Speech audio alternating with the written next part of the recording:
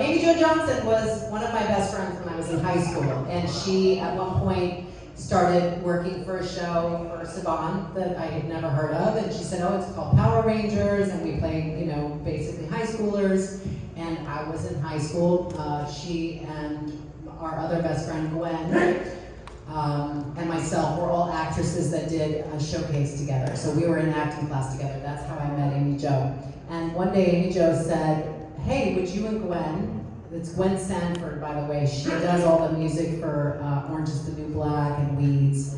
And so she said, hey, would you and Gwen like to come down to the Culver City Studios, which is where they shot Power Rangers at the time. We did, and we brought headshots for their producers. And a few months later, so I graduated in April, I guess, and then by November, they said, hey, we're doing this spin-off of Power Rangers. Would you like to audition? And I did, and I got the job on my 19th birthday. And then about 4 or 5 months later, Amy Jo moved into the same house that I lived in with my mom at the time. It was a big house that Bob Hope built for his mother-in-law, and it was divided in half, so it was 2 separate units. So she became my roommate, sort of, or my next door neighbor, I guess you would say, and she was one of my best friends. So I used to spend a lot of time going back and forth between the sets.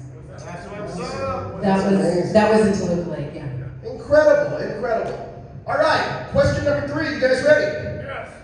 What was the name of the newspaper that Caitlin worked at? Was it